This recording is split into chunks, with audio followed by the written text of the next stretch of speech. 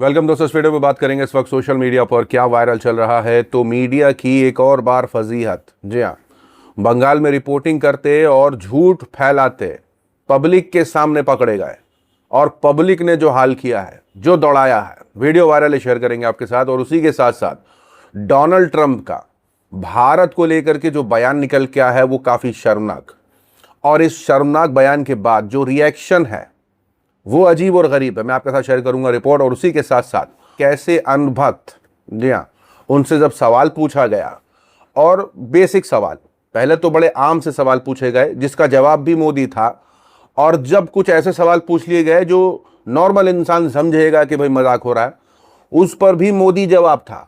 मैं आपके साथ शेयर करूंगा कि अनभक्तों की जो मानसिक संतुलन है वो किस तरीके से बिगड़ चुका है।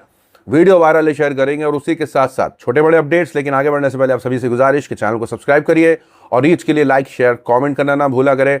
तो सब्सक्राइब करना भूला मत करिए। सब्सक्राइब इंपॉर्टेंट है, जिससे वीडियो को रीच मिलती है और ज्यादा से ज्यादा लोगों तक पहुंचती है। बंगाल के कोलकाता में रिपब्लिक भारत बांग्ला की रिपोर्टर और कैमरामैन रिपोर्टिंग करने पहुंचे। आरोप है कि वो अपनी रिपोर्ट में दिखाने लगे कि यहां कोई रहता नहीं है, इसलिए वोटर लिस्ट में से नाम हटा दिए गए। ये देखकर वहां के रिहायशी लोगों ने आपत्ति जताई और कहा कि आप ये कैसे दिखा सकते हो। किसने कहा कि यहां कोई नहीं रहता? आइए हम आपको दिखाते हैं यहां कितने लोग रहते हैं, और आज से नहीं बल्कि कई सालों से रह रहे हैं। एक शख्स रिपब्लिक भारत की रिपोर्टर और कैमरामैन को रियलिटी दिखाने के लिए, इलाका दिखाने के लिए ले जाने लगा, तो मीडिया के लोगों ने इनकार कर दिया। आरोप है कि रिपब्लिक भारत फर्जी नैरेटिव दिखाने लगा, लेकिन पकड़ा गया। फिर वहां के लोगों ने गोदी मीडिया गो बैक के नारे लगाए। ये सुनकर रिपब्लिक भारत के लोग भागते हुए नजर आए। इस मामले का वीडियो सोशल मीडिया पर सामने आया है। आज भारत मीडिया आया है, दिखा रहा है कि यहाँ पे आदमी रहता नहीं है, तो हम लोग इनको लेके जा रहे हैं कि आदमी दिखाने कितना आदमी का नाम यहाँ कटा है। दलाल मीडिया को बैक, दलाल मीडिया को बैक। सोशल मीडिया पर चल रहा है कि ये लोग सिर्फ एक पार्टी को बचाने के अलावा और क्या करते हैं। इन्होंने नाम मीडिया रखा हुआ है, लेकिन काम सारे पार्टी प्रवक्ता वाले ही करते हैं। साथ ही साथ लोगों ने कहा, गोदी मीडिया और कितना जलील होगा, इतनी बेशर्मी ये लोग लाते कहां से हैं। भारत और चीन जैसे देश इन्हें नरक लगते हैं। अमेरिकी राष्ट्रपति डोनाल्ड ट्रंप अक्सर घटियापन के निचले स्तर को छूकर टक से वापस आ जाते हैं। इस बार ट्रंप ने माइकल सैवेज नाम के लेखक और रेडियो होस्ट के एक नफरत भरे वीडियो और ट्रांसक्रिप्ट को शेयर किया और एंडोर्स किया, जिसमें भारत और चीन जैसे देशों को हेल होल बताया गया है, यानी ऐसी जगह जो बेहद बुरी, गंदी, घिनौनी, नरक जैसी या खतरनाक हो। ट्रंप ने ट्रुथ सोशल पर कहा है कि यहां बच्चा पैदा होते ही इंस्टेंट सिटीजन बन जाता है, फिर पूरा परिवार चीन या भारत या प्लैनेट के किसी और हेल होल से आ जाता है। उन्होंने आरोप लगाया कि भारतीय और चीनी प्रेगनेंसी के 9वें महीने में आकर यहां बच्चा ड्रॉप करते हैं। ट्रंप ने दावा किया कि कैलिफोर्निया के टेक सेक्टर की नौकरियों पर भारत और चीन के लोगों का वर्चस्व है, जिससे दूसरे लोगों के लिए मौके कम हो गए हैं। जिन्हें पीएम मोदी अपना बेस्ट फ्रेंड बताते हैं, वो ट्रंप भारत को सबसे गंदी जगह बता रहा है। ट्रंप के इस बयान के बाद विपक्षी दलों ने मोदी सरकार को घेर लिया है। मोदी सरकार ने ट्रंप को जवाब में सिर्फ इतना कहा कि हमें आपकी ये बात पसंद नहीं आई।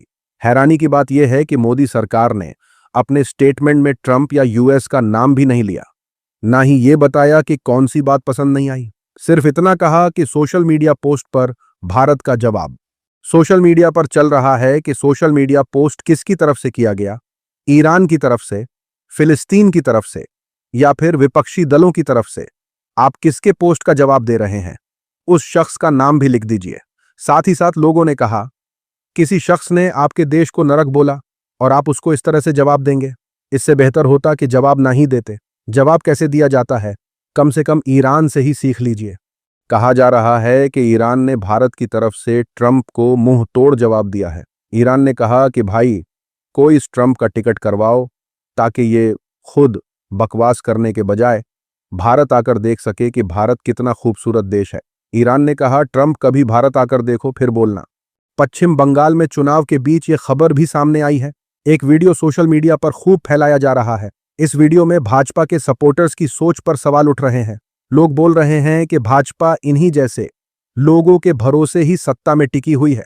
दरअसल पत्रकार समदीश भाटिया ने कुछ भाजपा के लोगों से पूछा कि ईरान और अमेरिका की जंग किसने रुकवाई। जवाब मिला, मोदी जी। रिपोर्टर ने आगे पूछा कि साउथ सूडान में डेमोक्रेसी कौन लाएगा। इस पर भी जवाब मिला, मोदी जी। समदीश ने आगे पूछा कि ये बताओ, अंटार्कटिका की सारी बर्फ किसने पिघलाई? मोदी। ये जवाब सुनकर लोग सोशल मीडिया पर इन मोदी भक्तों पर दुखी भी हो रहे हैं और अपनी हंसी भी नहीं रोक पा रहे हैं। ईरान और अमेरिका की जंग है, ये किसने रुकवाई? मोदी जी। साउथ सूडान में डेमोक्रेसी कौन लाएगा? मोदी लाएगा। सोशल मीडिया पर चल रहा है कि ये तो अच्छा हुआ कि रिपोर्टर ने इन लोगों से ये नहीं पूछ लिया कि आपके पिताजी का नाम क्या है, नहीं तो जवाब सुनने मिलता मोदी जी। साथ ही साथ लोगों ने कहा, गौमूत्र और गोबर का असर अब सीधा इनके दिमागों पर होता हुआ दिखाई देने लगा है।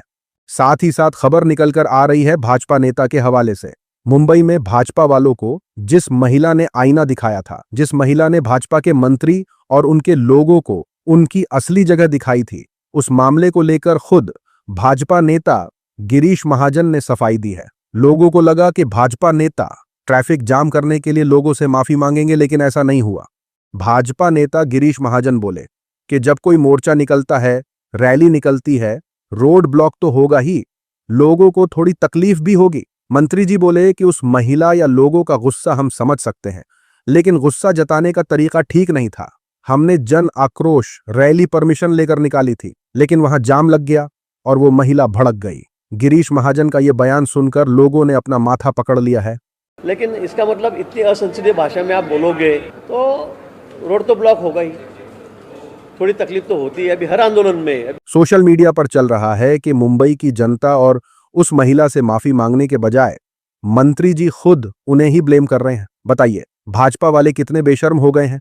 इनके ड्रामा प्रोटेस्ट से आम जनता को परेशानी हुई, उसका जिम्मेदार भी जनता को बताया जा रहा है। साथ ही साथ लोगों ने कहा, क्या इन नेताजी को मालूम नहीं है कि रोड ब्लॉक करना भी एक क्राइम है? एक एफआईआर तो इनके खिलाफ भी बनती है। उसी के साथ ये खबर देखिए, पश्चिम बंगाल विधानसभा चुनाव के पहले फेस में रिकॉर्ड वोटिंग के बीच former election commissioner SY Qureshi ने चुनाव आयोग से सख्त मांग की है कि शाम 6 बजे पोलिंग बूथों पर कतार में कितने वोटर्स खड़े थे, इसका पोलिंग स्टेशन वार आंकड़ा तुरंत जारी किया जाए। कुरैशी ने एक्स पर कहा, चुनाव आयोग को 6 बजे क्यू में कितने वोटर थे, यह ऐलान करना चाहिए। सटीक तादाद हर पोलिंग स्टेशन पर पता होती है, क्योंकि पोलिंग खत्म होने पर नंबर वाली चिट्टियां बांटी जाती हैं। कतार में आखिरी शख्स को नंबर 1 दिया जाता है ताकि उसके बाद कोई नया शख्स कतार में न जुड़ सके। चुनाव नियमों के मुताबिक शाम 6 बजे तक जो वोटर्स कतार में खड़े होते हैं, उन्हें वोट डालने का अधिकार होता है, भले ही वोटिंग का समय खत्म हो जाए। कतार रोकने के लिए नंबर वाली स्लिप्स का इस्तेमाल एक तरीका है जिससे कोई नया वोटर 6 बजे के बाद शामिल न हो सके। कुरैशी का कहना है कि ये आंकड़े पहले से मौजूद होते हैं, इसलिए इन्हें जल्द जारी करना चाहिए ताकि कोई शक न रहे। सोशल मीडिया पर सीनियर पत्रकार दिबांग ने कहा कि चुनाव आयोग अब तो जाग जाइए। एक पूर्व चीफ इलेक्शन कमिश्नर बिल्कुल सही मांग कर रहे हैं। 6 बजे के बाद कितने लोगों ने वोट डाला, इसके आंकड़े तो बताइए, ताकि जनता के मन में चुनाव आयोग की नीयत को लेकर कोई सवाल ना रहे। साथ ही साथ लोगों ने कहा, चुनाव आयोग कोई जवाब क्यों नहीं दे रहा है? एक फॉर्मर इलेक्शन कमिश्नर ने अहम सवाल किया है, इसका जवाब आयोग को तुरंत देना चाहिए, लेकिन वो तो इनके सवाल को ही टाल रहे हैं। खबर निकलकर आ रही है शमिता यादव उर्फ रेंटिंग गोला के हवाले से। दिल्ली हाईकोर्ट ने यूट्यूबर शमिता यादव, जिन्हें लोग रेंटिंग गोला भी कहते हैं, से जवाब मांगा है। बीजेपी नेता और सीनियर वकील गौरव भाटिया ने उनके खिलाफ केस किया है। मामला कुछ समय पहले का है, जब गौरव भाटिया एक टीवी न्यूज शो में बिना पैंट पहने दिख गए थे। शमिता यादव ने सोशल मीडिया पर उस वीडियो को लेकर तीखा मजाक उड़ाया और नंगा तथा भाजपिल्ले जैसे शब्दों का इस्तेमाल किया। गौरव भाटिया कहते हैं कि ये उनकी इज्जत और गरिमा पर हमला है। वो खुद कोर्ट में पहुंचे और बोले कि कोई भी शख्स, चाहे वो महिला हो, फ्री स्पीच के नाम पर किसी की आबरू नहीं उड़ा सकता। कोर्ट ने शमिता यादव को नोटिस जारी कर जवाब मांगा है। उनकी तरफ से वकील वृंदा ग्रोवर ने कहा कि शमिता किसी राजनीतिक पार्टी की मेंबर नहीं है, वो सिर्फ सोशल मीडिया पर काम करती हैं और एक शादीशुदा महिला है। उन्होंने तो अपनी वीडियो में वही कहा जो देखा। मामले की अगली सुनवाई 18 मई को होगी। सोशल मीडिया पर लोग गौरव भाटिया से बोल रहे हैं कि ऐसी भी क्या मजबूरी आ गई कि आपको इस तरह से केस करना पड़ रहा है। उसने क्या गलत बोला? अगर आपको इज्जत की इतनी ही फिक्र होती तो आप उस दिन लाइव टीवी पर पैंट पहनकर डिबेट में शामिल होते, लेकिन आप बिना पैंट के ही लाइव टीवी पर चले आए और अब बोल रहे हैं कि मुझे नंगा क्यों कहा। साथ ही साथ लोगों ने कहा, ये लीजिए। अच्छा खासा लोग उस वीडियो के बारे में भूल गए थे, इन्होंने खुद ही याद दिला दिया। अब दोबारा से वही वीडियो सोशल मीडिया पर दिखने लगेगा। साथ ही साथ ये खबर देखिए किस तरीके से आईटी सेल और राइट विंग के खेमों में मामू भांजी के रिश्ते को भी बदनाम किया जा रहा है। राइट विंग ने यह वीडियो डालकर कहा है कि इस्लाम में यही सिखाया जाता है। इस वीडियो को डालकर राइट विंग के खेमों से दावा किया जा रहा है कि एक मुस्लिम शख्स एक बेहद गंभीर अपराध को अंजाम दे रहा है, एक नाबालिग से शादी कर रहा है। ये लोग किसी भी लेडी से शादी क्यों नहीं करते? नाबालिग के चेहरे पर डर साफ दिख रहा है। आईटी सेल इस वीडियो को खूब फैला रहा है। जब इस वीडियो की पड़ताल की गई तो सच्चाई सामने आ गई। ओल्ट न्यूज के मोहम्मद जुबैर ने बताया कि यह दावा मिसलीडिंग है। वीडियो में दिख रहा शख्स नाबालिग का मामा है।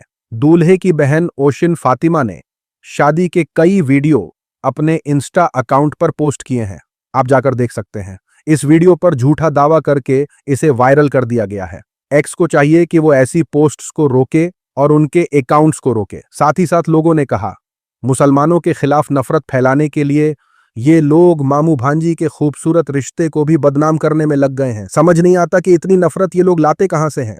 अगली अपडेट मिलावटखोरी के हवाले से सामने आई है।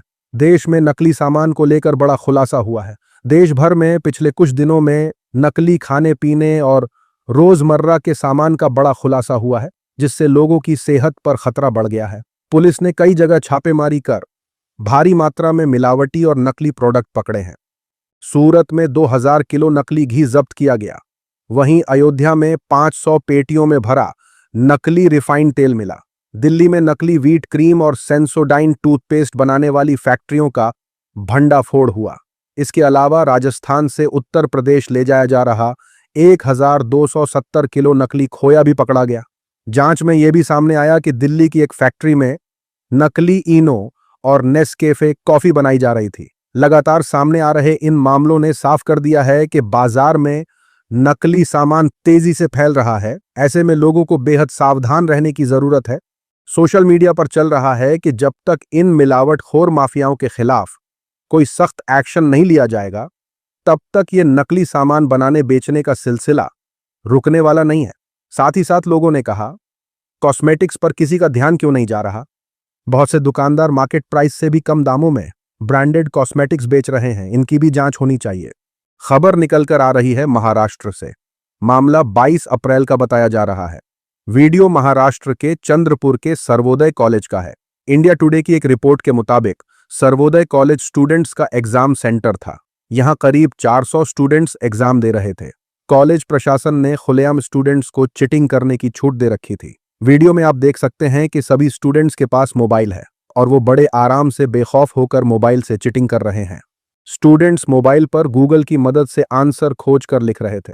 रिपोर्ट के मुताबिक स्टूडेंट्स ने बताया कि कॉलेज के टीचर्स ने नकल की छूट देने के बदले सभी स्टूडेंट्स से 300 रुपए की वसूली की थी। इनमें से कुछ स्टूडेंट्स जो खुद की मेहनत से पास होना चाहते थे, उन्होंने पैसे चुकाने से इनकार कर दिया। इन्हीं स्टूडेंट्स ने एग्जाम सेंटर से बाहर आकर इन टीचर्स की पोल पट्टी खोल दी। तेव्हा सरांनी म्हणाले की 300 रुपये द्या, अन्यथा तुम्हाला मोबाईल पाहून लिहू देणार नाही। सोशल मीडिया पर चल रहा है कि अगर यही काम बिहार में हो रहा होता तो मीडिया में प्राइम टाइम खबर चलती। कॉमेडियन और मीम बनाने वाले भी इसे खूब फैलाते, लेकिन क्योंकि ये महाराष्ट्र में हो रहा है तो सब तरफ सन्नाटा है। साथ ही साथ लोगों ने कहा, विश्व गुरु के राज्य में आप एजुकेशन की हालत देखिए। अब एग्जाम हॉल भी चीटिंग का अड्डा बन गए हैं। इस सरकार में क्या कोई काम सही भी हो रहा है? अगली अपडेट बेंगलुरु से सामने आई है। बेंगलुरु के अब्बीगेरे इलाके में एक हैरान कर देने वाली घटना सामने आई है, जहां एक महिला और उनके पति, जो इंडियन आर्मी के रिटायर्ड अधिकारी बताए जा रहे हैं, पर एक मुस्लिम शख्स के खिलाफ नफरती कमेंट करने का आरोप लगा है। रिपोर्ट्स के मुताबिक पड़ोसी ने उस शख्स को जिहादी, पाकिस्तानी और आतंकवादी कहा, जिससे माहौल तनाव वाला हो गया। इसका वीडियो सोशल मीडिया पर वायरल हो रहा है। घटना के बाद पीड़ित शख्स कुछ लोगों के साथ वापस लौटा और रिटायर्ड अधिकारी से तीखी बहस हुई। लोगों ने उनसे सवाल किया कि देश किसी एक का नहीं बल्कि सबका है और धर्म के आधार पर ऐसे बयान देना गलत है। बातचीत के दौरान कुछ लोगों ने सख्त चेतावनी भी दी और माफी मांगने को कहा। हालात बिगड़ने से पहले ही रिटायर्ड अधिकारी ने अपनी टिप्पणी के लिए माफी मांग ली, जिससे मामला शांत हो गया। आप फिर कैसे बोल सकते हैं तुम्हारी वाइफ ये मुसलमान है, ये टेररिस्ट है, कैसे बोल सकती है? तेरे बाप का मुल्क है ये, गुस्सा दिखाने के लिए। तुम्हारा नॉर्थ नहीं है, ये कर्नाटका है। क्या क्या चीज की हुई बोलो? आप सब माफी दो। सोशल मीडिया पर चल रहा है कि इंडियन आर्मी में बहुत से अधिकारी अच्छे और समझदार हैं, लेकिन इस सरकार ने कुछ नफरती लोगों को सेना में अधिकारी बना दिया है। साथ ही साथ लोगों ने कहा, यह बहुत शर्म की बात है कि ऐसे नफरती सोच रखने वाले लोग इंडियन आर्मी में अधिकारी बनाए जा रहे हैं। आज की वीडियो में इतना ही। अपनी राय सुझाव कमेंट में जरूर बताएं। मिलूंगा आप सभी से अगले वीडियो में। तब तक के लिए अपना ख्याल रखें।